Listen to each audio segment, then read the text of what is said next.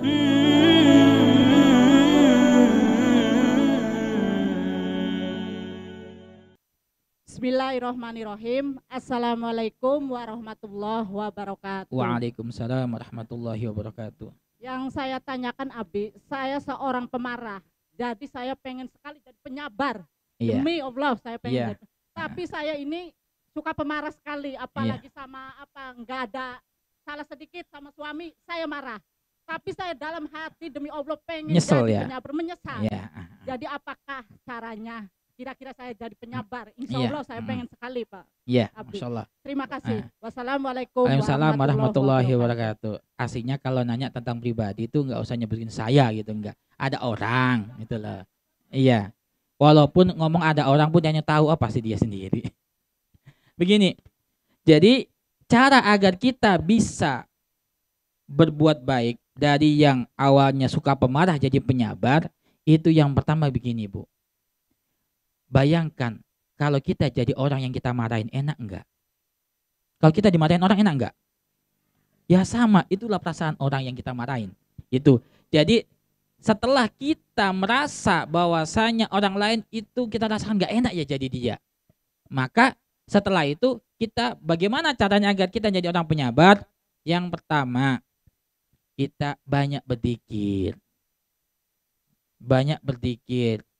Kita dengar, kita ini adalah ilmu untuk diri kita ya. Kita berzikir, suka berzikir kepada Allah Subhanahu wa taala, banyak baca sholawat. Banyaknya sholawat karena sholawat itu bisa mengademkan hati. Kemudian jangan percaya kalau ada orang mengatakan kalau orang darah tinggi itu suka marah, enggak. Bukan darah tingginya bikin suka marah, karena suka marah jadi kamu darah tinggi gitu loh. Jadi jangan dibalik, jangan menyalahkan darahnya. Saya ini darah tinggi makanya suka marah. Bukan, kamu suka marah karena darah tinggi. Jadi kalau salah itu jangan nyari kambing hitam. Gitu loh. Misalkan kita marah, enggak karena suami sih suka bikin marah. Lah itu berarti enggak sadar kalau dia salah. Misalkan anak ini marah-marah. Gara-gara bapak sih suka marahin saya marah balik. Ya enggak bisa. Itu adalah tabiat sendiri. Ya kan? Kemudian kalau kita sudah sadar kita ini punya salah, maka paling terbaik orang yang punya salah itu bertaubat. Cara bertaubat itu minta maaf kepada orang yang kita marahin.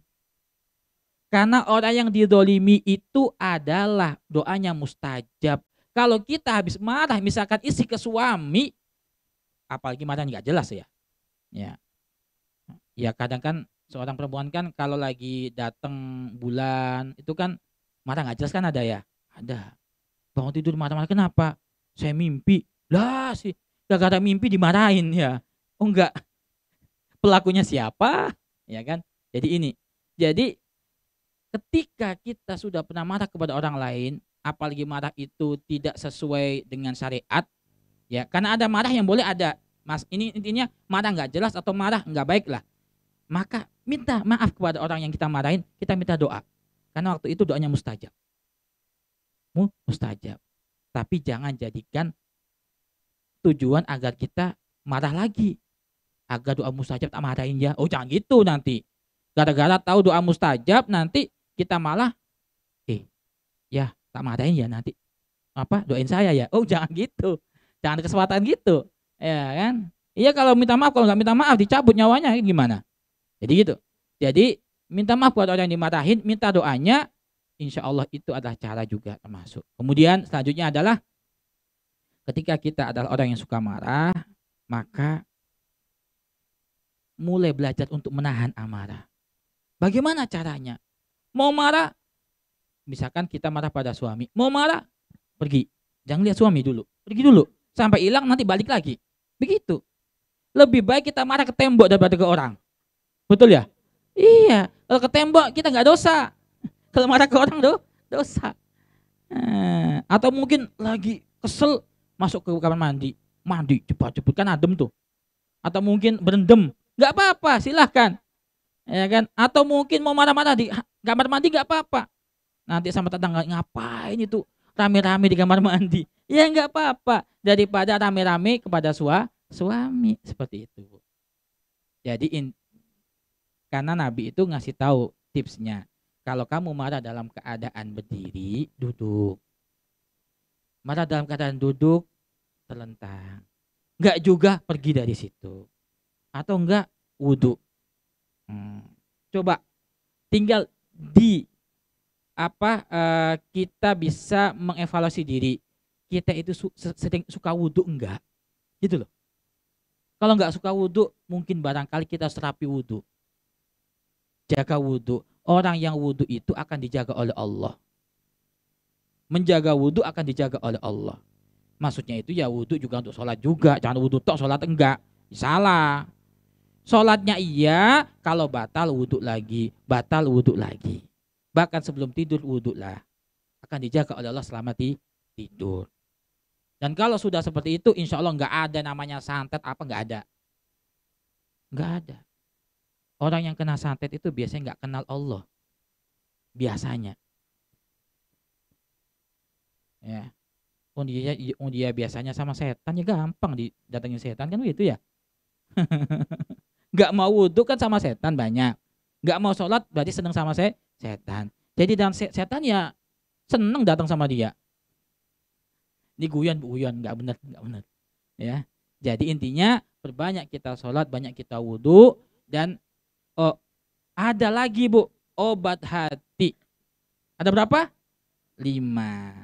Itu ada yang mengatakan itu adalah makalah Sayyidina Ali. Ada yang mengatakan seperti itu. Jadi 5. Yang pertama adalah baca Quran dan gitu ya. Dan maknanya kedua apa? Ingat gak? Obat hati. Yang pertama baca Quran, dan maknanya yang kedua ya dikit malam yang lama. Kemudian yang ketiga sholat malam. Kemudian yang keempat itu Quran tadi sudah. Kemudian weteng engkang luweh. Puasa. Puasa. Kalau saya hafal Jawanya jadi nyari bahasa Indonesianya. Perut lapar. Kemudian yang kelima adalah kumpul dengan orang-orang soleh. Pasti kalau 5 ini dilakukan salah satunya saja enak itu hati. Kalau kumpul dengan orang soleh kan ngomongnya kan baik-baik terus, gak ada yang bikin marah kan begitu. Ya, makanya kita dan suami harus jadi orang soleh biar gak suka marah. Nah gitu. Makanya kalau ngaji itu jangan hanya egois sendiri, ajak suaminya dong. Yang ibu-ibunya banyak suaminya sedikit berarti gak seimbang nih. Ibaratnya kalau kaki itu satunya lari cepat, satunya nyangkut-nyangkut. Nah ini. Nah itu. Ya kan. Ya. Apa? Ya berarti didoakan ibu. Kan begitu. Berarti jangan sampai ingat ngaji itu kalau sudah gak ada suami. Ya. Siapapun yang masih ada suami diajak untuk ngaji. Jangan nunggu suaminya gak ada dulu baru mau ngaji gitu maksudnya. Ya kan? Ya kita ajari anak-anak kita agar kenal dengan ngaji. Jadi 5 ini kalau dilakukan insya Allah hati itu akan kalau ada sakit akan sembuh. Karena yang paling penting kalau kita ibadah itu hatinya tenang. Insya Allah Bu, kalau orang itu suka ibadah hatinya akan tenang. Suka dikit hatinya akan tenang. Itu sudah janji dari Allah Subhanahu wa ta'ala. Ala bidzikrillahi tatmainnul qulub. Ya. Itu adalah janji yang disebutkan untuk umatnya. Wallahu a'lam bishawab.